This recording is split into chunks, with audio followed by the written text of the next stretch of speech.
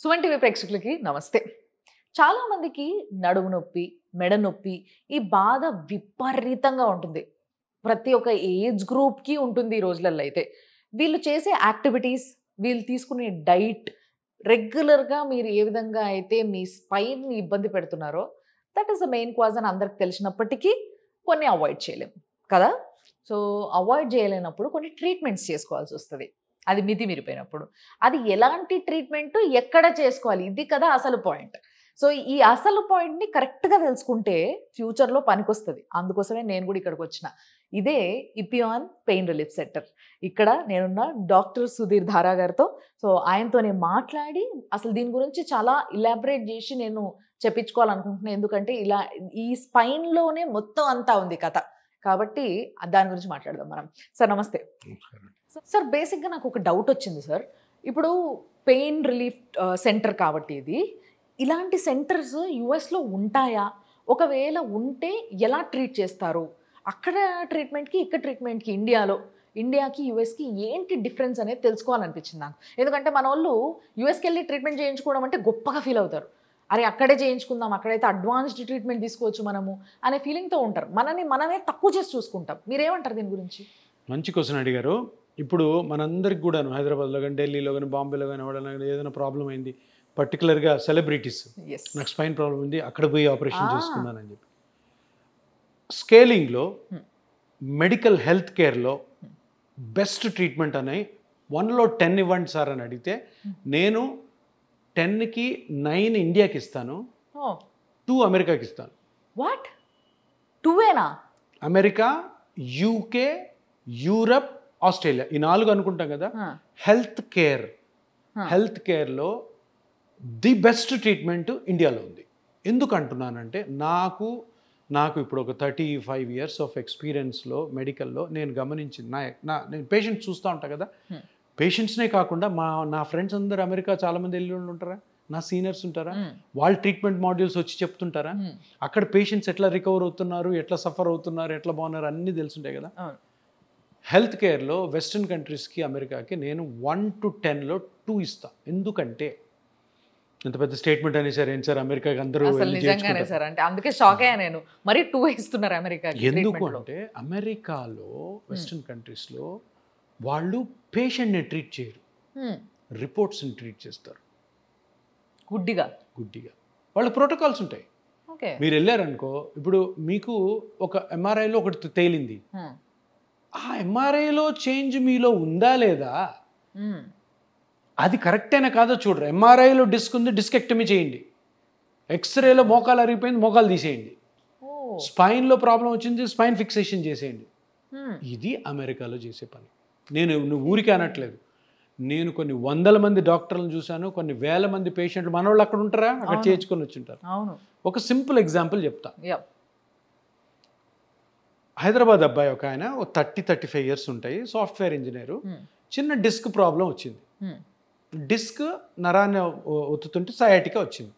నేను ఇంజెక్షన్ చేశాను, మంచిగా అయిపోయినాడు. ఒక 1 ఇయర్ ఇక్కడ ఉన్నాడు, అమెరికాకి వెళ్ళాడు.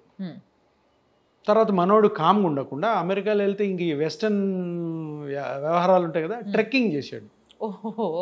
నొప్పి మళ్ళీ వచ్చింది. ఒక 3-4 సంవత్సరాల తర్వాత ఫోన్ చేశాడు, సార్ నాకు మళ్ళీ వచ్చింది సార్ నొప్పి అన్నాడు.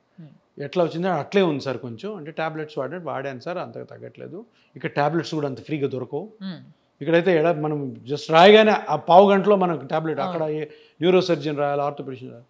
సరే ఇప్పుడు నువ్వేం చేస్తావు, ఒక న్యూరో సర్జన్ ఆర్థోపెడిషన్ దగ్గరికి వెళ్ళి చూపించుకుంటే అలా 15-20 రోజులకి ఏదో ఎమర్జెన్సీలో వెళ్ళి నొప్పి ఎక్కువ ఉంది చూపించుకున్నాడు. చూపించుకుంటే వాళ్ళు ఆ టెస్టు ఈ టెస్టు అన్నీ చేసి ఎంఆర్ఐలు తీసి చేసి ఫైనల్గా ఏం ట్రీట్మెంట్ చెప్పారో తెలుసా, వాడు షాక్ అయ్యాను నేను.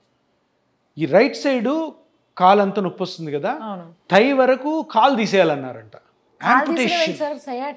సయాటికాకి యాంపిటేషన్. నేనన్నాను, నీ కాలు అంతా బాగుందా, నీ సెన్సేషన్స్ బాగున్నాయా, అంత వేడిగా ఉందా, అంటే పల్సెస్ సరిగ్గా ఉన్నాయి, బ్లడ్ ఫ్లో, సార్ అన్నీ బాగున్నాయి సార్, వీళ్ళేం సార్ నా కాలు తీసేస్తానన్నారు అన్నాడు. నాకు అర్థం కాలేదు, ఫ్యూజులు లేచిపోయినాయి. అరే నీ రిపోర్ట్స్ అన్ని మొత్తం పంపారు, అన్నీ నార్మల్, ఏం ప్రాబ్లం ఉంది, అక్కడ డిస్క్ ప్రాబ్లం ఉంది సార్, ఇంకేం లేదు. అంటే సరేరా నువ్వు ఒక పని చేయి, సాయంత్రం ఫ్లైట్ తీసుకుని ఇండియాకి వచ్చి నీకు కాలు కోసినా కోసేస్తారు వాళ్ళు అని చెప్పాను. డైరెక్ట్ ఒక 2 డేస్కి వచ్చేసాడు. వచ్చి చూస్తే ఏమీ లేదు, వాళ్ళ ఎంఆర్ఐలో డిస్క్ ఉంది, డాప్లర్ అని ఒక టెస్ట్ ఉంటుంది, అది నార్మల్ ఉంది, ఏదో చిన్న చిన్న ప్లేక్స్ ఉన్నాయి, చిన్న చిన్న బ్లడ్ ఫ్లో కొంచెం తగ్గిందని వాళ్ళు రాశారు కూడా నీట్గా, అబౌవ్ నీ యాంపిటేషన్. అయ్యో ఇది ఎక్కడ అమెరికా, అది అమెరికాలో ఇటువంటి పిచ్చి పిచ్చి ట్రీట్మెంట్లు చేస్తున్నారు, చేయించుకున్నారేమో.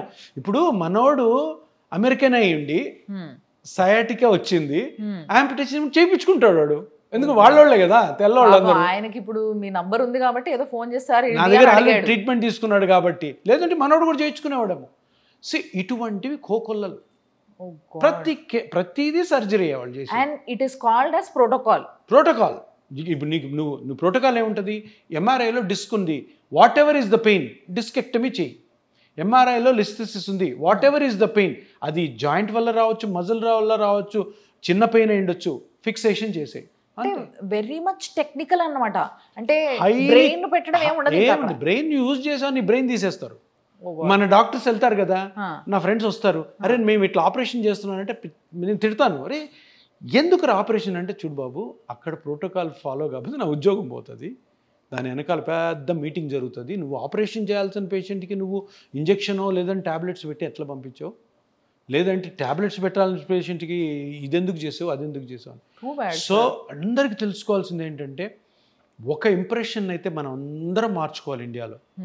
India is the best country for medical facilities. ఎందుకంటే నువ్వు ఈరోజు ఒక గ్యాస్ట్రోఎంట్రాలజిస్ట్ కలవాలంటే అరగంటలో కలవచ్చు, అక్కడ 6 నెలలు పడుతుంది. అంటే నీకు గట్ ప్రాబ్లం ఉండి పలానా డాక్టర్ టాప్ డాక్టర్ అని తెలుసు మీకు, ఈ రోజు కావాల్సి మీరు నాగేశ్వర రెడ్డి గారిది ఏఏజీలో అపాయింట్మెంట్ తీసుకుని చూడొచ్చు. నాగేశ్వర రెడ్డి లాంటి డాక్టర్ అమెరికాలో ఉంటే నీ జీవితంలో ఎప్పుడు చూడలేవు అతన్ని. ఇక్కడైతే 1 డేలో ఈ రోజు బుక్ చేసుకొని రేపు పొద్దున పోయి చూడొచ్చు, అంత ఫేమస్ డాక్టర్, పద్మవిభూషణ్ కూడా వచ్చింది. 1 డేలో వెళ్ళి ఆయన కలవచ్చు, చూడొచ్చు. అదే స్టేచర్ ఉన్న అమెరికాలో డాక్టర్ని ట్రంప్ నన్న కలవచ్చు కానీ అతన్ని కలవలేవు. అంత వర్స్ట్ కండిషన్ అమెరికాలో ఉంది. ఆ కంట్రీ మంది కాదు, మనం ఎంత మాట్లాడుకోవచ్చు, కానీ మన డాక్టర్లు ఎవరైతే అక్కడ ఉన్నారో వాళ్ళు తెలుసుకోవాలి. ఎందుకంటే ఈరోజు మేము కూడా హౌస్ సిజన్స్లో ఉన్నప్పుడు పీజీ చేసినప్పుడు అమెరికా ఏం లే, అంత ప్రోటోకాల్సే. పేషెంట్ని పల్స్ పట్టుకొని ట్రీట్ చేసేది ఏమి ఉండదు. మొత్తం కూడా ఇలా కొట్టగానే కంప్యూటర్లో రిపోర్ట్స్ వస్తాయి, ఆ రిపోర్ట్స్ ప్రకారం 2-3 డాక్టర్లు కలిసి ఈయనకి సర్జరీ చేయండి, వీడి మోకాలు తీసేయండి, వీరికి యాంకిల్ సర్జరీ చేయండి, అస్సలు ఏముండదు. అంటే ఆ రూల్స్ అట్లున్నాయి. ఇప్పుడు నేను పాయింట్ ఎందుకు మనకి డిస్కషన్ వచ్చా, మనోళ్ళు చాలా మంది అక్కడ ఉన్నారు, మనోళ్ళు చాలా మంది సినిమా హీరోలు ప్లస్ అక్కడ పోయి ట్రీట్మెంట్లు తీసుకుంటారు, అది శుద్ధ waste. India is the best country. ఇక్కడ జరిగే ట్రీట్మెంట్స్ ఎక్కడా ఉండవు. మనం పేషెంట్ చూసి, పేషెంట్ టచ్ చేసి, పేషెంట్ని ఫీల్ అయ్యి, పేషెంట్ ఎమోషన్స్ కనుక్కొని వాడు ఏ ఉద్యోగం చేస్తున్నాడు, వానికి ఏ ట్రీట్మెంట్ చేయాలన్నది ఇండియాలో తప్ప వేరే కంట్రీస్లో లేదు. Yes, right. సో బేసిక్గా చాలామంది తక్కువ అంచనా వేస్తే ఈరోజు ఎంతోమంది మన దగ్గరికి భారతదేశానికి వచ్చి సర్జరీలు చేయించుకునే వాళ్ళు, ట్రీట్మెంట్లు చేయించుకునే వాళ్ళు, పెద్ద పెద్ద వ్యాధులకి, దీర్ఘకాలిక వ్యాధులకు కూడా ఇక్కడ చేయించుకుంటున్నారు. సో అట్లా, and there are so many doctors here, బ్రెయిన్తో పనిచేసే వాళ్ళు. అంటే వీళ్ళు ఎక్కడో ఒక దగ్గర మనసు కూడా వాడతారు. అయ్యో పాపం వాడి ఫేస్ చూస్తే తెలుస్తుంది, వాడికి ఏదో గుచ్చుతున్నట్టు నొప్పిలేస్తున్నట్టుంది, వాడికి ఏదో పీక్తున్నట్టు నొప్పిలేస్తున్నట్టుంది. At least he will try to understand his expression, emotion. ఎందుకంటే మనం ఇండియన్స్ అందరం కూడా చాలా ఎక్స్ప్రెసివ్ కాబట్టి. బట్ వాళ్ళు అసలు నథింగ్ డూయింగ్, ఏం కనిపిస్తుందో అది చేసి పడే అంతే. అంటే కష్టం కదా. ఇంకొక చిన్న విషయం వాళ్ళ గురించి ఏంటంటే, ఇంకా ఘోరమైన విషయం, చిన్న విషయం కాదు, ఏంటంటే ఇండియాలో క్యాన్సర్ కాని నొప్పులకు ఓపియాయిడ్స్ వాడరు. ఓపియాయిడ్స్ తెలుసు కదా మీకు, మార్ఫిన్. అవును. అక్కడ ఎడాపెడ అందరికీ వాడేస్తారు. మ్యాక్సిమం మెడికల్ డెత్స్ అయ్యేది ఓపియాయిడ్ ఓవర్ డోస్ తోటి, మార్ఫిన్ ఎక్కువ వాడేసి. అవును.